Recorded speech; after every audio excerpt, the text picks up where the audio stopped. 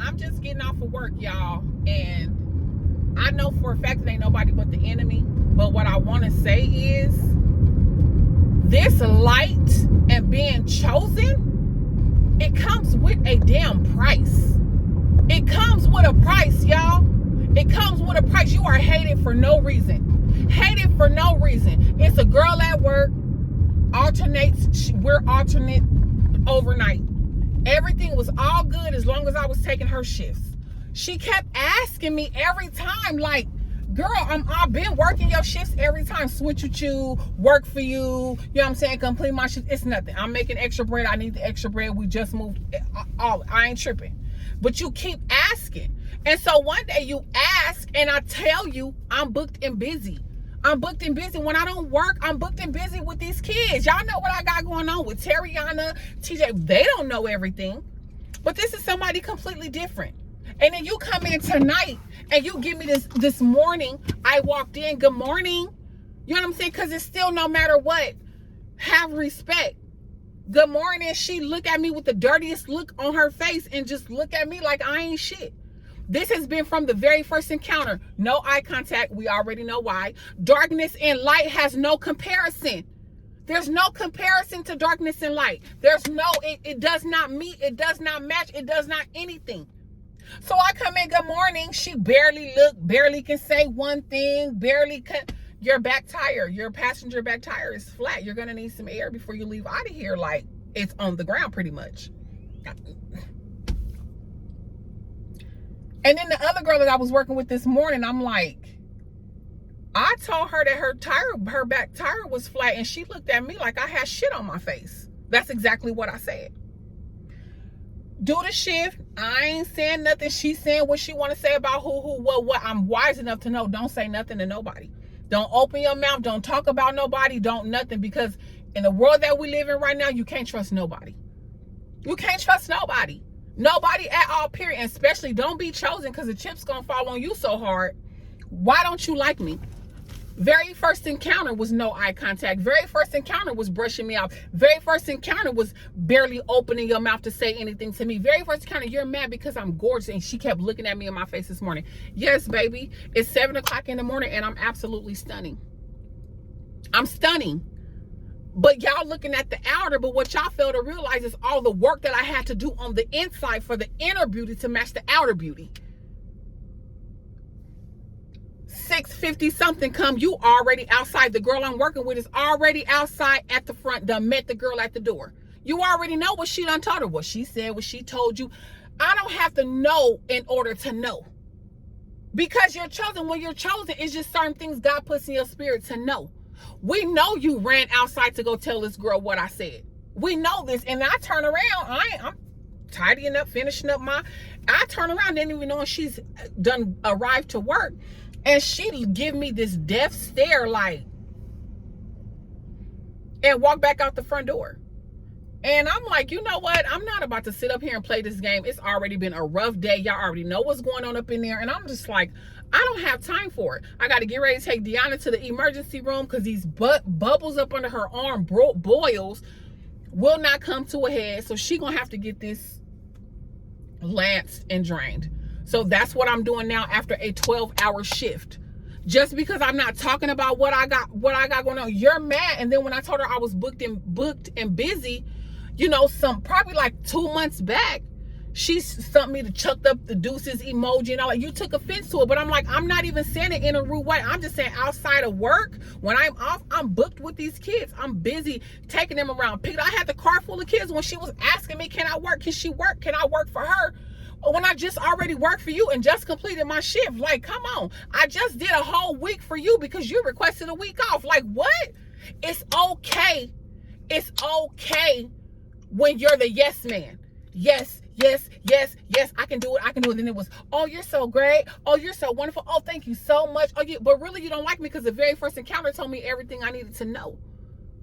Light and darkness do not compare, does not compete. Light and darkness has no freaking comparison. It's going to, my light irritates your demons. And people are like, you don't want to be cocky. Why would you say that? Why would you think? You're mad. You're mad because you're looking at me and you see who I am. You see my light. You see it's exuding, and it irritates the demons and the darkness that you got inside of you. That's what you got going on. And that's the problem right now today. And that's why we can't get past and get to the movement that we need to get to when it comes to church and Christianity, because you guys are not doing the work.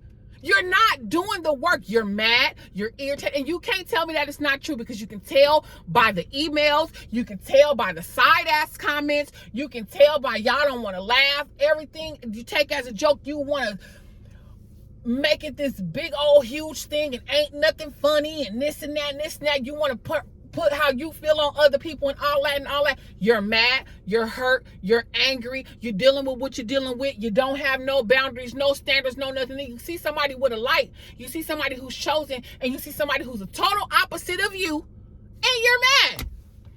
It's people on here who watch my channel and you will never click the like button. Never. Only just because it's me. You're never going to click the like button. You're never going to comment in the comment section. But what y'all fail to realize is God uses the foolish things of the world to confound the wise. So you can go ahead and not do all of that anyway, and I'm still going to be elevated, because he needs no approval from man. None. I mean, when she did that, when I looked and saw the girl was in my relief was actually in the building and literally looking at me like she wanted to kill me. Ain't no need for me to stay and stick around and be around you and wait to do meds and all that. For what? For what? And I checked in the app. I'm not here to be liked. The death stare that I received, this is what I put. The death stare that I received coming into work and exiting work tells me everything that I need to know. I'm not here to be liked. I'm here to do my job, get money, and go home. This is a problem. I'm not your problem. My light is your problem. What you see is your problem. My boundaries is your problem. You portraying who you believe that I am is your problem, when all you got to do is do the work. You're ugly inside, you're ugly outside. You mad. You're mad because I'm gorgeous. You're mad because I'm beautiful. You're mad because my light shines bright everywhere I go. You're mad every time I come in here. Hi, how are you guys? Talk to all the residents. Man, come on. Come on. I don't get paid nothing. I get paid pennies. And I do what I do because God has chosen me to do the job. But I don't have to put up with things like that. I don't have to put up with being mistreated. I don't have to put up with being dogged out. I don't have to put up with people looking at me and talking. For what? You went right outside and told that girl exactly what I said, but it wasn't even nothing. I can discern. I discerned from the very first day this girl didn't like me. And we're our own kind, y'all. We're black. We're black, and this is how we continue to tear each other down. We can't get forward. We can't move ahead. We can't, because y'all mad. You're mad. You're mad about the light. You're mad about the light. This light comes with the price. So if you ain't ready to be hated, mistreated, mishandled, talked about, used, abused, being jealous of, envy of, you ain't ready. Go in the corner and go get some more strength and eat your Wheaties and get going over there with Mr. Popeye or something. But I'm to the point now to where I don't give a damn. I don't care about these women at home, at work. Girl, you went almost 2 weeks without talking to me because I asked you to come to work on time, because y'all didn't give a damn about what I got going on at home. You didn't talk to me for a whole almost 2 weeks. Didn't say one word. Didn't tell me how the next patient was doing. I mean, obviously, if that's how you feel, that's how you feel. But it shouldn't have nothing to do with the exchange of these residents and making sure that we're communicating, making sure that they are good and they are fine. Why can't you separate the two? If you don't like me, fine. But when it comes to these clients and these residents, they need to be treated A1. Period. What? What? I mean, the girl looked at me and the girl's so messy. The other girl's so messy. And I'm like, where'd she go? It's like the end of the shift. You outside on the phone or whatever, but the other girl done pulled up. We already know you done ran out there and said the one little thing I said. What's so wrong about that? Was it a lie? I told you your tire's flat, baby. Your tire gonna be flat. It's flat. By the time you leave here, you gotta go put some air in it. Didn't even respond. Just turned her lips up and looked at me sideways. And why are y'all mad?